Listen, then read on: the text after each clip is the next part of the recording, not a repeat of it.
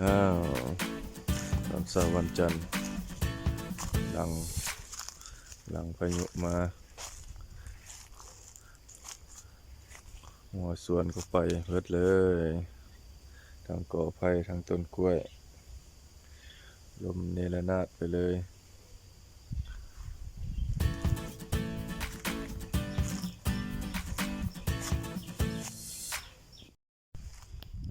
ติดตามผลเสียหาย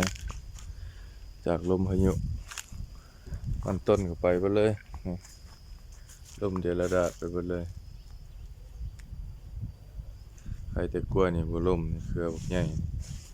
มาโค้งใส่ยามแรงคักแล้วนี่นะสิตึงอยู่วันนี้มันก็หลายวีนี่2 4 5 6 7 8 9 10 11 12 วีอันนี้ลมมาคืนนี้ใครแต่บ่ลมหนักเครือมวยเบานี่ไปเบิดเลยนี่ครับมันต้นนี่ทับใส่อ้อยเบิดเลยนี่มาโค้งใส่ยามแรงเบิดต้นกล้วยนี่ก็กล้วยนั่นกล้วยสีม่วง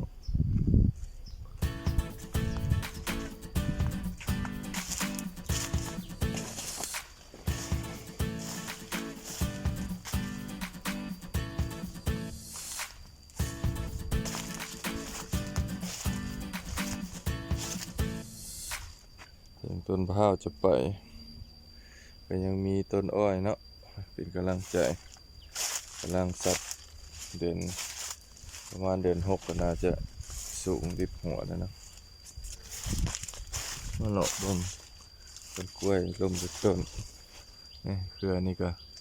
โค้งใส่ยามแรงเวิดนี่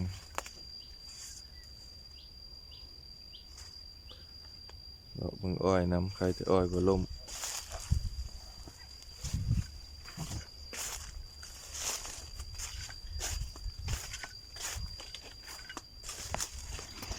บริเนียงอ้อยแบบนี้เนี่ยเป็นข้าวบริเนียงแล้วก็เนียงอ้อยแทน